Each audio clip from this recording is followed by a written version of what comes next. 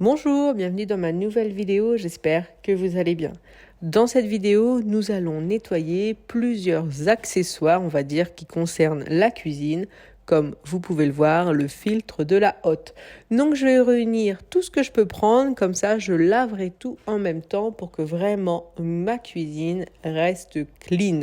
C'est vraiment une pièce qui se salit extrêmement vite, ce qui est tout à fait normal. Il y a des choses que j'aime faire plus ou moins souvent, comme vous pouvez le voir au niveau du petit four, qui est vraiment sale. Donc c'est pour ça, des fois, il faut un petit coup de courage. Ça ne sert à rien de se dire de faire la cuisine à fond. Des fois, c'est bien de se concentrer juste sur quelques petites choses. Comme ça ne prend pas trop de temps et c'est beaucoup plus agréable. J'en profite également pour enlever tout ce qui concerne la cafetière. C'est très important de nettoyer régulièrement parce que même le marc de café qui tombe dans le bac, si on ne fait pas de café souvent, après ça a tendance à moisir et c'est comme ça qu'après ça ne sent pas très bon. Donc il faut vraiment penser à nettoyer la cafetière assez régulièrement.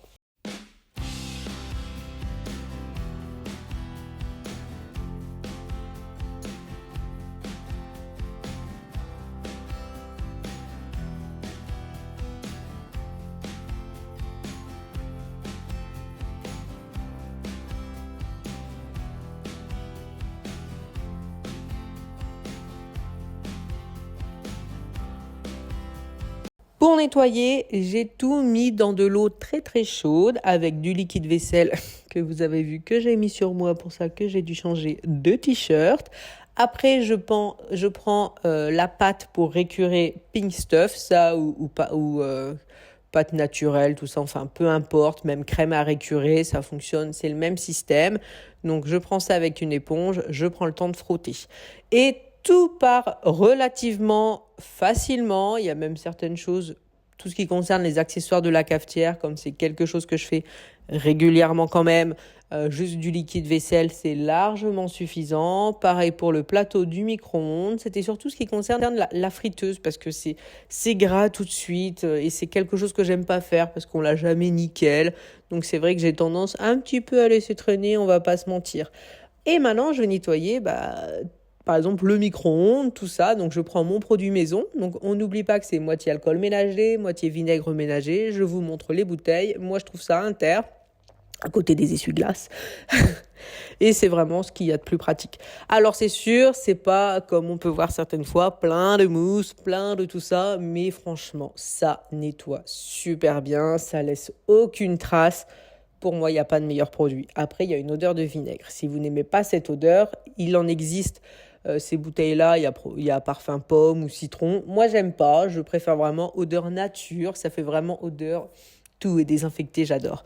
Et vous allez voir que vraiment, ce produit ne laisse aucune trace. C'est vraiment après, si vous avez des surfaces comme ça, un peu vitrées, ça fait vraiment effet miroir. C'est ce qui fonctionne le mieux. J'avais fait mon four à fond il y a peu de temps, donc là c'est vraiment pour donner un petit coup, enlever les petites miettes, les petites traces de gras qui sont là. Comme maintenant j'essaye de l'entretenir régulièrement, il ne redevient pas sale comme avant. Au moins ça veut dire que ça fonctionne de le faire régulièrement. Et encore une fois, je fais l'intérieur, mais aussi l'extérieur. Et vraiment, ce produit, si vous ne l'avez jamais essayé, parce que ça fait longtemps que je le fais, n'hésitez pas à essayer au moins une fois, vous ne le regretterez pas. Si vous l'avez déjà essayé, n'hésitez pas à le dire en commentaire si vous aimez ce produit ou pas.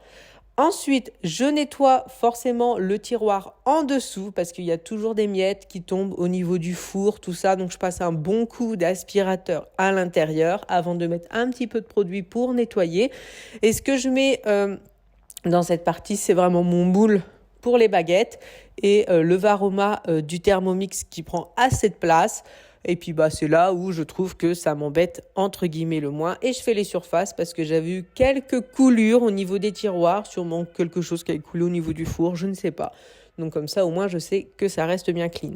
Au niveau de la hotte, quelque chose que je fais très très régulièrement. Avec ce produit c'est parfait, ça ne laisse aucune trace. Et je vais en profiter pour nettoyer un petit peu l'intérieur, un petit peu tous les petits recoins que je nettoie pas forcément, on va dire, dans ma routine du soir où je fais plus rapidement. Là, j'essaye de faire un petit peu plus en profondeur. Pas besoin de faire le dessus. parce que je l'avais fait en même temps quand j'avais nettoyé le dessus de mes meubles de cuisine. Donc je sais déjà que c'est propre. C'est l'avantage de faire de temps en temps un gros ménage. On sait à peu près où on en est. Et là, vous allez pouvoir voir encore une fois le produit donc sur la plaque qui est vitrée et que dès qu'il y a une trace, on ne voit que ça. C'est vraiment nickel. Ça fait vraiment effet miroir. Là, un petit peu plus compliqué, j'ai des traces, on ne les voit pas forcément en vidéo, mais qui ne partent pas.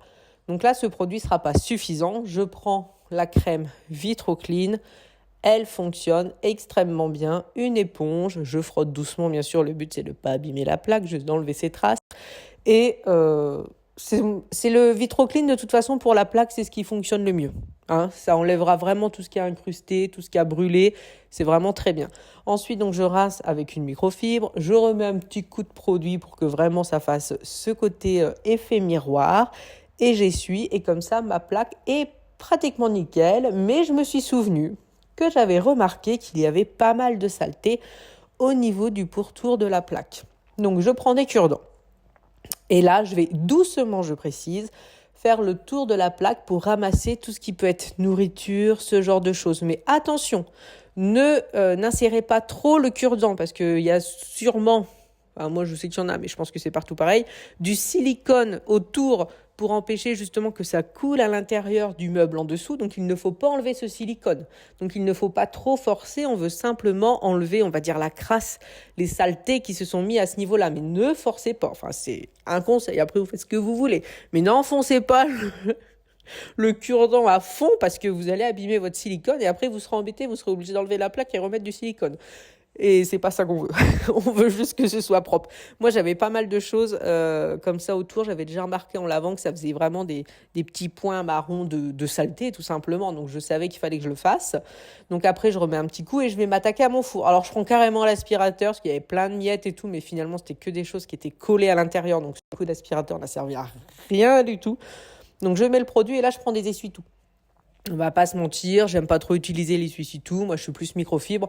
Mais là, c'était tellement plein de miettes et tout. Sinon, j'aurais changé 6 fois de microfibre. Donc bon, c'est tout. Je prends un peu d'essuie-tout, j'enlève tout.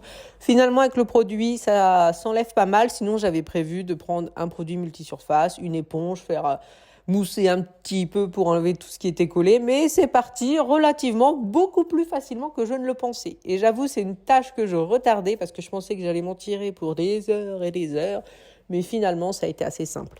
Donc, j'enlève ce petit four, je mets un petit coup derrière. Ça, c'est quelque chose que je fais régulièrement. Donc, pas de traces, rien. En plus, je le décale bien pour ne pas abîmer le meuble quand je l'utilise.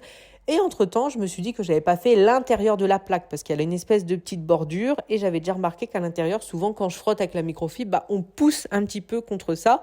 Donc là, il y avait quand même pas mal de choses. Mais encore une fois, je ne force pas trop pour ne pas abîmer. Là, je ne sais pas s'il y a du silicone ou de la colle. Enfin bref, en tout cas, je ne veux pas enlever ce qu'il y a, ce qui fait que tout tient correctement. Donc, je ne force pas sur tout.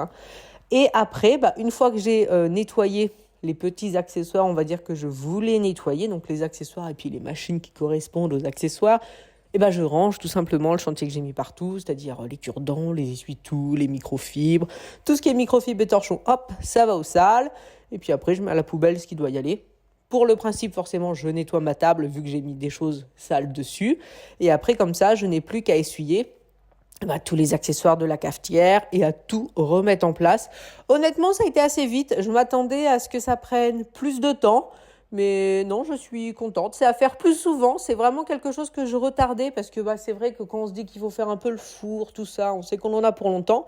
Mais encore une fois, quand on entretient, tout va beaucoup plus vite et ça me motive du coup à rester dans cette routine d'entretien. Merci beaucoup d'avoir regardé la vidéo et à très bientôt.